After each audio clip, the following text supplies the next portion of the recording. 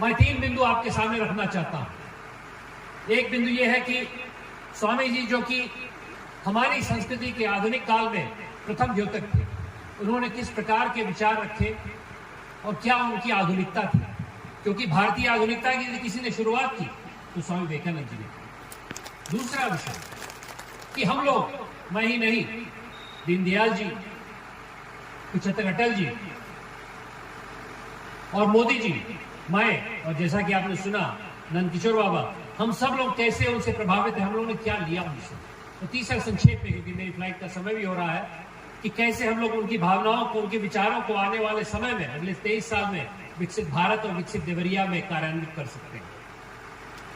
तो सर्वप्रथम दोस्तों, जो भारतीय आधुनिकता का निर्माण किया वो स्वामी विवेकानंद जी ने किया। उस समय उनके जन्म के कई सालों पहले पहली क्रांति हुई जो पूर्वांचल से हुई।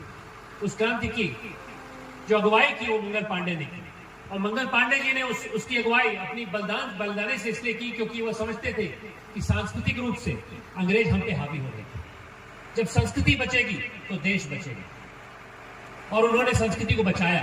29 मार्च 1857 में गोली चलाई और 8 अप्रैल को उनको फांसी पे लटका दिया गया।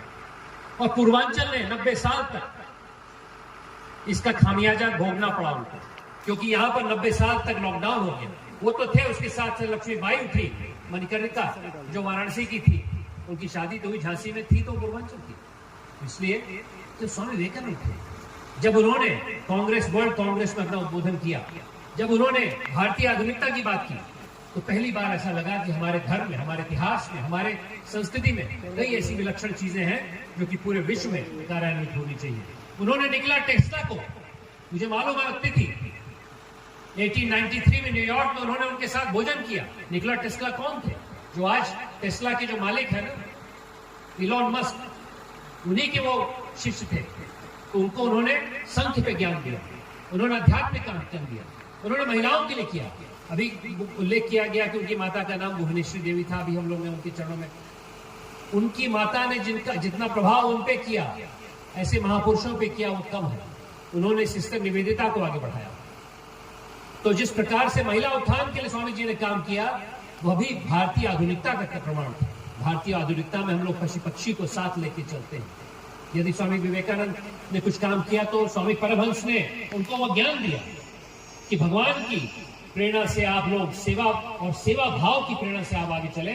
और मैं समझता हूं, जो मैं देख रहा हूं आज की तारीख नंदकिशोर जी में, वो वही सेवा भाव है जो 35 साल से आपको यहाँ पर इस जगह पे खींच लाया है और इतना बड़ा प्रांगण बनाने का आपने निर्णय लिया है, जिसके लिए मैं भी बहुत समर्थन रहूंगा।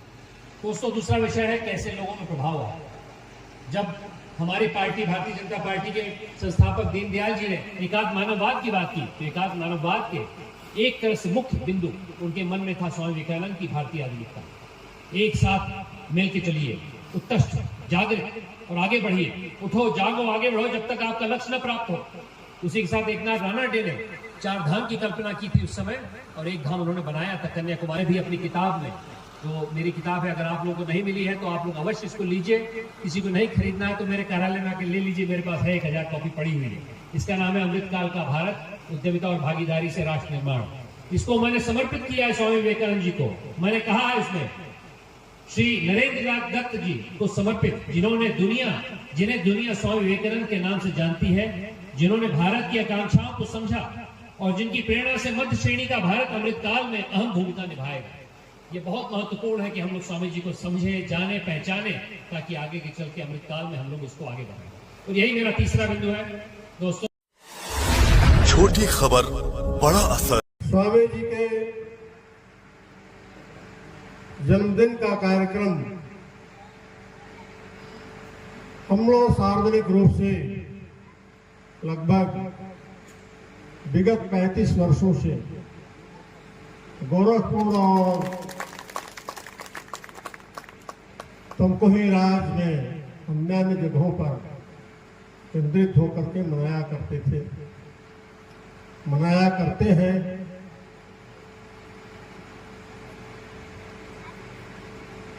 स्वामी जी के संबंध में कुछ कहा जाए, समझता हूँ 35 वर्षों में मैं तो केवल सुनने का आदी रहा हूं। कहने की क्षमता हमारे में नहीं पैदा हो पाई, लेकिन एक अच्छे श्रोता के रूप में सुनता जरूर हूं। आज भी वही काम होगा। हमारे समाज में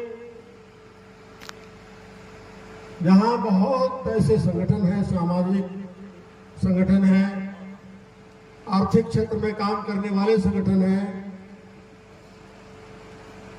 और सांस्कृतिक क्षेत्र में भी काम करने वाले राष्ट्रीय और अंतर्राष्ट्रीय स्तर के संगठन काम कर रहे हैं। लेकिन दिक्कत यह है, न हमारे गांव की समस्या का समाधान हो रहा है, न हमारे जिले की समस्या का समाधान हो रहा है, न प्रदेश उससे सिंचित हो रहा है, न देश चैन से उस पर चल पा रहा है। मार्गदर्शन निश्चित रूप से स्वामी जी कर रहे हैं। उनको पढ़ने के बाद लगता है कि गरीबी से लड़ने का ताकत आपको उनसे मिलेगा, बेरोजगारी से भी निपटने की ताकत मिलेगी उनकी, और जिस राष्ट्रवाद की बात कर रहे हैं उस राष्ट्रवाद के लिए भी ताकत उन्हीं से मिलनी है, उन्हीं के विचारों से मिलनी है, उन्हीं के कृत्यों से मिलनी है। तभी तो 1863 में पैदा होने वाले और 39 साल की उम्र में बहुत कुछ करके चले गए, जिस पर आज घोर विरोधी वामपंथी साथियों का भी दिमाग ठीक हो रहा है। धीरे धीरे वो वामपंथ छोड़ करके और राष्ट्रवाद की तरफ आ रहे हैं। छोटी खबर बड़ा असर यहाँ मनाई जाती है। उनके जो सपने थे उसको साकार करने का काम कैसे पूर्ण हो, हम लोग के पूर्व विधायक माननीय नंदकिशोर मिश्रा जी ने निरंतर प्रयास करके, और आगे भी उनकी कुछ योजना है। अभी मुझे पता चला कि हॉस्पिटल के बारे में स्वामी विवेकानंद की ही जिज्ञासा थी। हिंदू धर्म और सनातन तो था ही, देश कैसे परम वैभव में पहुंचे, देश का विकास कैसे हो, अंतिम व्यक्ति का विकास कैसे हो, गांव में सारी सुविधाएं कैसे मिले, गांव कैसे का वातावरण ठीक हो, ये सब उनकी एक सोच थी। उस सोच की दिशा में इस क्षेत्र के पूर्व विधायक नंदकिशोर मिश्रा जी निरंतर कार्य करते हैं।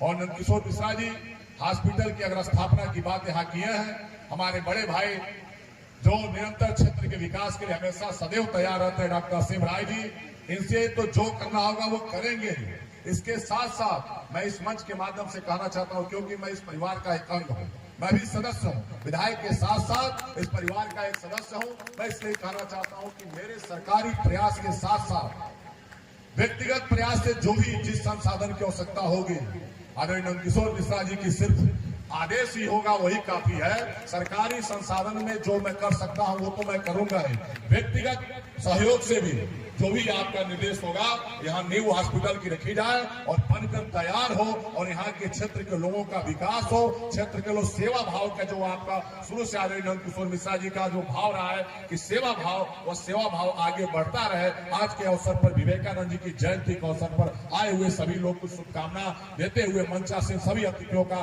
अभिवादन और अभिनंदन स्वागत करते हुए अपनी वाणी को विराम। छोटी खबर बड़ा असर से ऊपर जितनी भी कच्ची सड़कें हों उनकी सूची आप हमें व्हाट्सएप के माध्यम से भेजें, और कोई भी सड़कें अब कच्ची नहीं रह जाएंगी। जो प्रधानमंत्री जी का सड़क योजना है, प्रधानमंत्री सड़क योजना फेज 4 में सारी सड़कों को चिन्हित करके उन्हें संलग्न कर दिया जाएगा, उन्हें कार्य योजना में शामिल कर दी जाएगी। यदि अभी हम नहीं शामिल कर पाएंगे तो फिर कार्य योजना, इस चौथी योजना के पूर्ण होने के बाद फिर 5वीं योजना आएगी। इसलिए हमारे पास अभी समय है, 2 दिन 4 दिन का समय है कि जितनी भी सड़कें 500 मीटर से ऊपर हो, कच्ची हो, उन सबों की सूची आप हमें भेजें, सारी कार्य योजना में शामिल हो जाएंगी और बहुत जल्द ही आपके सलेमगढ़ से अहरौली दाम जो डबल लेन सड़क का निर्माण होने जा रहा है, उसका भी शिलान्यास 14 के बाद किसी दिन किया जाएगा। और मेरी अपेक्षा है कि जून तक, मैंने पीडब्ल्यूडी विभाग को निर्देशित किया है कि जून तक 1 जून को हमें पेंटेड सड़क मिलनी चाहिए। यदि 6 महीने के अंदर इस योजना को आप पूरा नहीं करते हैं तो संबंधित कंस्ट्रक्शन कंपनी के ऊपर आप अनुशासनिक कार्रवाई करिए। तो उस योजना को भी पूर्ण करने का काम करूंगा। तो इस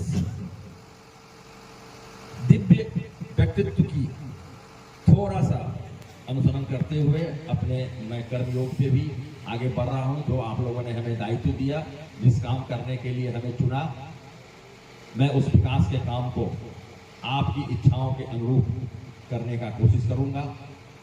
पूरा तो हो सकता है कि जितनी इच्छाएं हैं पूरा न कर सकूं, लेकिन यथासंभव जितनी भी कोशिश हमसे हो सकती है, बन पड़ सकता है, सरकार जितना धन दे सकती है, उन सभी धन को विभिन्न माध्यम से एकत्रित करके इस विधानसभा के विकास के लिए निरंतर काम करता रहूंगा। इन्हीं शब्दों के साथ मैं अपनी वाणी को विराम देता हूं। एक बार बोलिए जय श्री राम।